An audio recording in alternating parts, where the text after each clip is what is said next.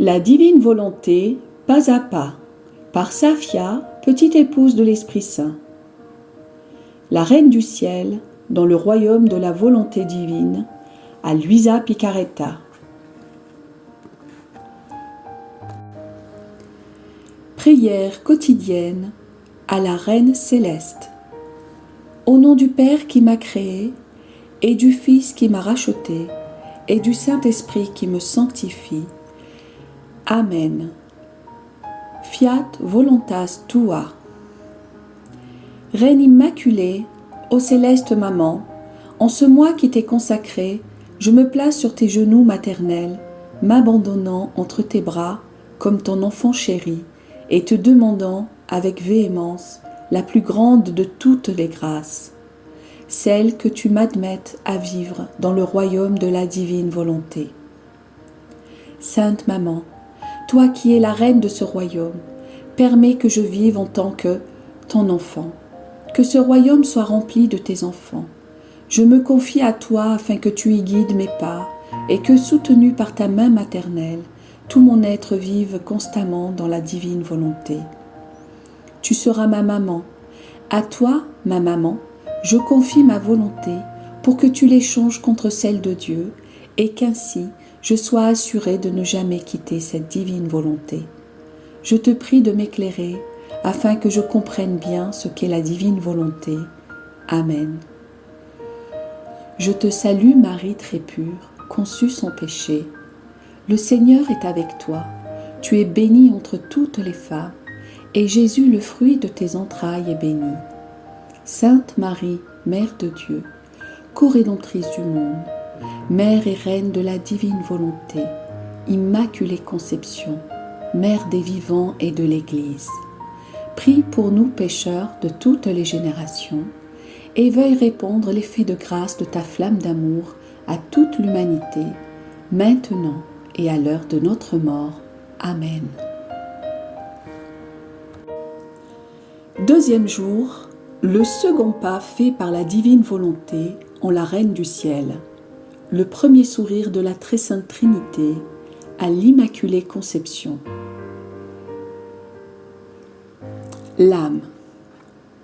Ô céleste maman, me voici de nouveau sur tes genoux maternels pour entendre tes leçons.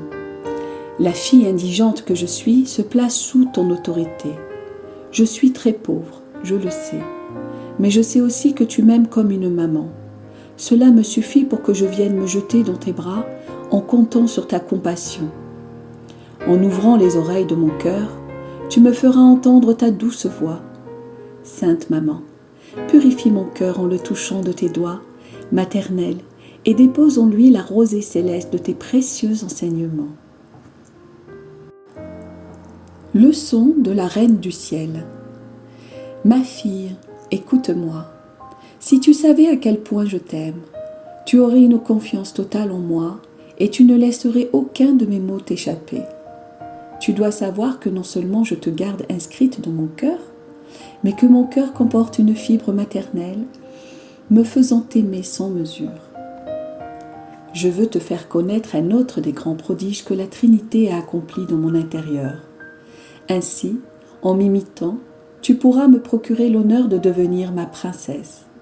Mon cœur débordant d'amour languit d'avoir autour de moi la noble compagnie de beaucoup de petites princesses. Aussitôt que la divinité se fut déversée sur mon germe humain, afin d'empêcher la triste conséquence du péché originel de m'atteindre, elle sourit et se réjouit en constatant que mon germe humain était pur et saint, conformément à son dessein originel lors de la création de l'homme. Elle fit son second pas en moi en m'emmenant devant elle de manière à pouvoir se déverser par torrents sur ma petitesse durant l'acte même de ma conception. Voyant le résultat de son travail créateur dans mon intérieur si pur et magnifique, elle sourit avec contentement. Voulant me souhaiter la bienvenue, le Père Céleste répandit sur moi des océans de puissance, le Fils des océans de sagesse et l'Esprit Saint des océans d'amour. Ainsi, je fus conçue dans la lumière infinie de la divine volonté. Immergée dans ces divins océans que ma petitesse ne pouvait contenir, j'ai formé de hautes vagues pour adresser au Père, au Fils et à l'Esprit Saint mes hommages d'amour et d'adoration. En admiration devant moi, la Trinité me sourit et me caressa, et pour ne pas se laisser vaincre en amour, elle m'envoya encore d'autres océans qui m'embellirent au point que dès que ma petite humanité eut pris forme, j'étais investie du don merveilleux d'extasier mon Créateur. Il fut tellement rempli d'admiration pour moi que entre lui et moi, c'était la fête continuelle. Nous ne nous refusions jamais rien. Je ne lui ai jamais rien refusé et il ne m'a jamais rien refusé. Mais sais-tu d'où me vient ce pouvoir de ravir mon Créateur? De la divine volonté, qui était toute ma vie. La puissance de l'être divin était mienne, et par conséquent, nous avions une égale capacité de nous ravir mutuellement. Ma fille, sache que je t'aime beaucoup, et que je désire voir ton âme remplie de mes propres océans. Ces océans sont débordants et veulent se déverser dans les âmes, dans ton âme. Cependant, pour que cela puisse se faire, tu dois te départir de ta propre volonté. C'est alors que la divine volonté fera son second pas en toi, se constituant comme principe de vie en toi.